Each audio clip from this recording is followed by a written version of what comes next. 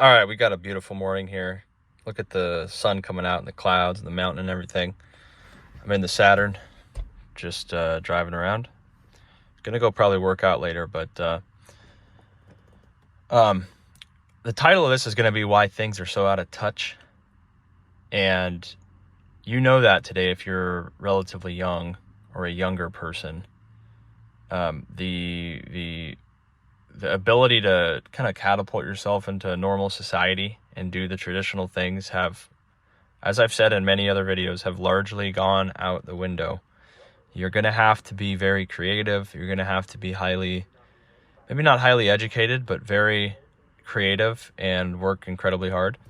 I'm outside of a grocery store here. If you spend your time working at a grocery store like, QFC or Safeway or Walmart, or you're doing basic laborer work, or you're doing a lot of just normal jobs that are just hourly or, basic salary jobs, you're just going to have such a tough time saving any real money.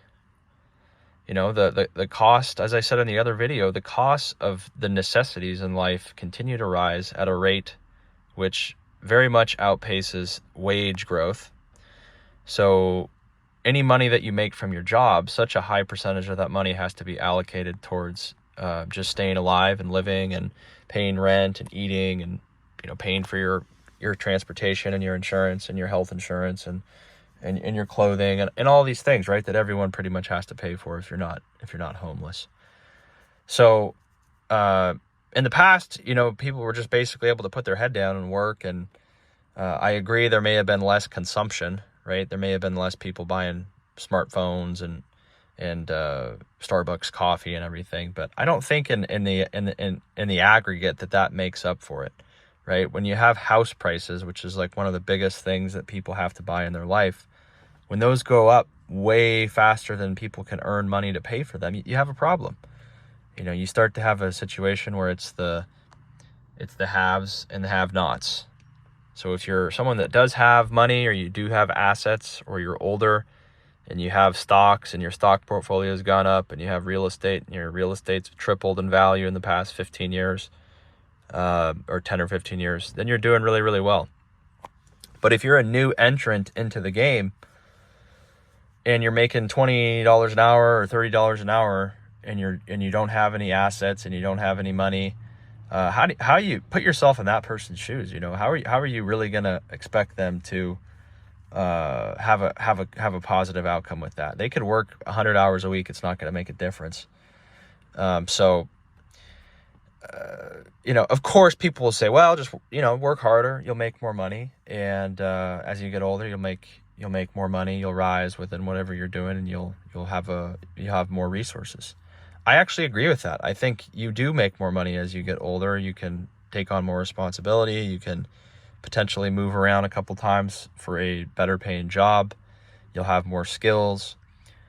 But in general, it doesn't really fix the problem with how people's wages can't afford, the basic necessities. That's what I said in the last video, was that basically all the fun money is gone. And what I mean by that is any of the discretionary type spending that a lot of people do, going to buy new furniture, even at like IKEA, or going to the movies, or going to, buying motorcycles. Look at like motorcycle sales. Oh my God. You don't have a motorcycle right now unless you love motorcycles, right? Motorcycle sales are way down. Harley Davidson sales are way down. Polaris sales are way down. Jet skis, all of these things are way down because people just don't have the money. They are spending money on their rent. They are spending money on food. They are spending money on, like I said, insurance, transportation. And then there's just not a lot left after that for the normal person.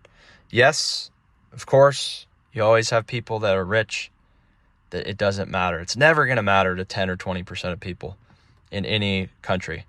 They have so much money or enough money where they can do whatever they want. It doesn't matter what inflation is. It doesn't matter what the stock market's doing for the most part. They have a diversified portfolio and they don't have to really worry about it. But if you are trading your time for money, you are It's just such an uphill battle, right? You have to be creative. If you stay within the lines nowadays, your outcome is so predictable. And then at the end of it, at the end of the time that you exchange for money, you just don't have enough money to buy things, right? To buy real things, to buy, real estate, to buy why do people want that? They want a steady place where they can live, where they can have some pride of ownership, where they can have a fixed monthly cost, where they don't have to worry about the rent price going up or the landlord changing a bunch of rules. So a lot of people still want that, but it's just out of touch because they can't afford it. So it is a really, really beautiful morning here. That sun is, I love the month of August. It's really nice out here. It doesn't get, it gets pretty hot during the day, but it cools down at night, and it's always sunny for the most part this month. So I think you have, like I said, I've said it in other videos too, I think you have a few options. Of course, you can really spend a lot of energy and try to be creative and make enough money to elevate yourself, which I think a lot of people are trying to do. Another option is to just move. You can move to a much lower cost of living area and try to do, you can get a job there, but you have to look at what the job market is where you're going. If you have some skills, potentially you could work remotely or work online and still make a pretty good income in a much lower cost of living area. And, and then there's always potentially moving to a completely different country. I know a lot of people have done that. And if you have some amount of savings and you can do something online potentially, then that could be a decent option, at least for a few years. Because if you, let's just face the facts here in the United States, in an area where it's not incredibly cheap to live, you're going to be a slave basically here if you don't make, $250,000 a year. And maybe even more than that. You might actually need more money than that to really have a chance to elevate your life into the asset class.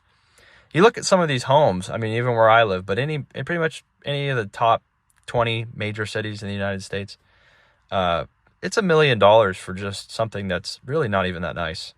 You start getting into something that's decent, it's $2-3 million. So it's way, way, way, way. And I'm saying way because it's just so far out of touch for most people. The mortgage payments on some of these houses is like $30,000-$40,000, so it's just really insane. You guys let me know what you think. I'm going to drive a little bit more here, and we will see you on the next one. Subscribe if you want, and take care. Bye-bye.